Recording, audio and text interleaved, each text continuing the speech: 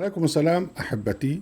أهلا وسهلا بكم في هذه الحلقة رقم 494 من برنامجكم ملاحظات قرآنية، ونبدأ فيها محورا جديدا مرتبطا بالمحور السابق اللي هو النهي عن تفضيل محمد عليه السلام على من سبقه من الأنبياء. في المحور السابق كان النهي عن التفريق بين الأنبياء. هنا بقى أئمة المحمدين فضلوا محمدا على من سبقه من الأنبياء، وبدأوا بهذا، وضعوا أحاديث بقى اللي هو يعني إن النبي يعني كنت نبيا يعني وآدم بين الماء والطين، كنت نبيا وآدم لا ماء ولا طين، أول ما خلق الله نور نبيك يا جابر. أحاديث ليست فقط في تفضيل النبي محمد، ولكن في تقديس النبي محمد، ويعني هو فضل عن الأنبياء مش عارف ب7 أو ب5 من ضمنها ونصرت بالرعب مسيرة شهر. طيب نصرت بالرعب مسيرة شهر، امال الأحزاب جم وحاصروا المدينة، ويعني وربنا سبحانه وتعالى بيصف أهل المدينة، يعني يقول لك يعني وبلغت القلوب الحناجر وبلغ وزلزلوا زلزالا شديدا. ده كان الرعب عند المؤمنين، وإذا بقى ونصرتم مسيرة رعب، ده يعني مسيرة شهر، ده كلام فارغ، وأعطيت الشفاعة، ده كلام فارغ. لكن المحمديين بدأوا بقى بتفضيل الشخص الذي ألهوه واسمه محمد، تفضيله على كل من سبقه من الأنبياء، أن طبعا جعلوه إلها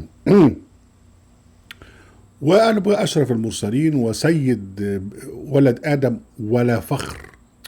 ده حاجة تضحك، يعني بيقول لك أنا أحسن واحد ببني آدم ولا فخر. طب في فخر أكتر من كده يا راجل؟ المهم هم يعني بدأوا بهذا، فرد عليهم آخرون يرفضون هذا، لكن أولئك الآخرين لم يستشهدوا بالقرآن الكريم، راحوا زمدكم سكعوا ونخعوا وصنعوا أحاديث.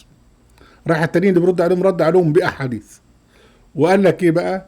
قال لك لا تفاضلوا بين الأنبياء، لا تخيروا بين الأنبياء، وأحاديث تانية اوعى تقولوا إن أنا أحسن من إبراهيم، أحسن من موسى، إلى آخر هذا الكلام. دي كانت قضية كانت موجودة في العصر العباسي بالذات، العصر اللي هو نشأت وتراعت فيه الأذان الأرضية. كان في ناس بتنكر الأحاديث، لكن في إنكارها للأحاديث كانت تضع أحاديث تنكر على الأحاديث. يعني اللي وضعوا أحاديث رد عليهم ناس تانيين يقول لك يعني لا يعني الاكتفاء بالقرآن واحد، وعملوا في كده أحاديث يعني وإلى آخره يعني. فكان في مبارزة بالأحاديث بين الناس دول، الناس الذين يتبعون الأحاديث ويسبكون ويصنعون الأحاديث، والناس الآخرين الذين ينكرون عليهم فينكرون عليهم بأحاديث. يعني الموضوع كان في قضايا كتيرة جدا، مش بس يعني القضية بتاعت تفضيل النبي محمد، حتى في الشفاعة.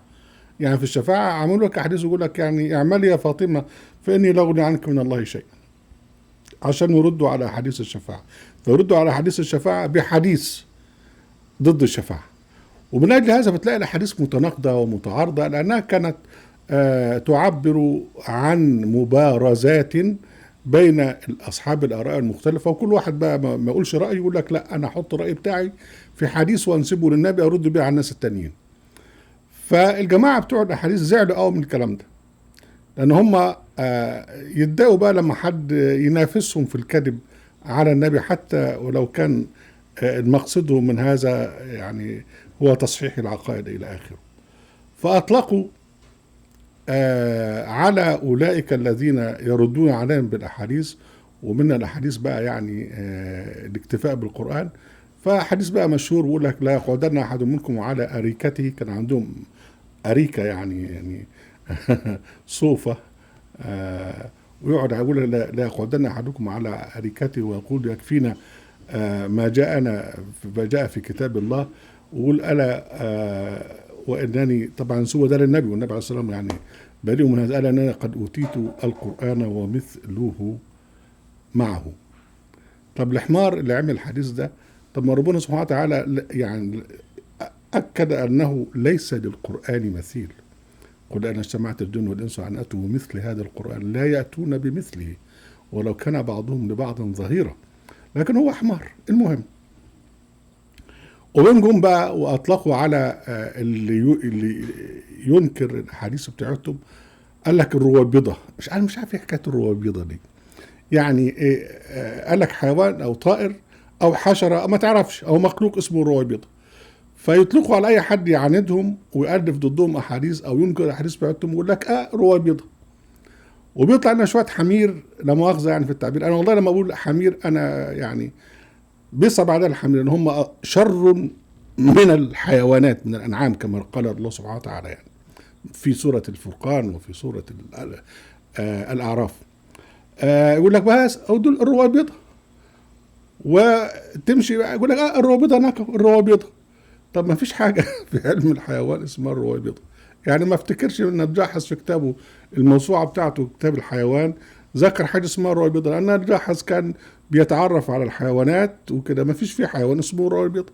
لكن ده بقى من اختراع الجماعة بتوع الحديث. اللي يهمنا بقى انهم اختلفوا في موضوع تفضيل الانبياء.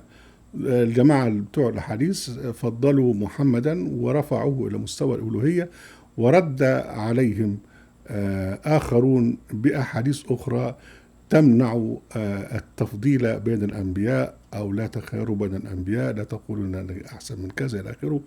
ونسى أولئك الذين نفوا التفضيل نسوا أن يستشهدوا بالقرآن الكريم. كان يكفي جدا ان هم يذكروا الآية 9 من سورة الأحقاف: قل ما كنت بدعا من الرسل، يعني لست متميزا على الرسل، وما أدري ما يفعل بي ولا بكم. ما أعرفش الغيب، مش عارف اللي هيحصل لي أحصل لي. يعني ده كان يكفي هذه الآية 9 لخصت الإسلام فيما يخص النبي محمد عليه السلام في 3-4 جمل. كان يكفي هذا. لكن هو المشكلة أنهم كلهم اتخذوا القرآن مهجورا وكانوا بيبرزوا بعض بالأحاديث. سنتوقف في الحلقات القادمة مع ملامح من تفضيلهم للنبي محمد فوق الأنبياء السابقين، وبالتالي نتوقف مع تقديسهم للنبي محمد ونستشهر بالقرآن الكريم. أهلا وسهلا بكم محبتي في برنامجكم من لحظات قرآنية، وفي قناة آيات القرآن، وفي موقع آيات القرآن. لا تنسوا المشاركة بالشير ولايك، وعليكم السلام.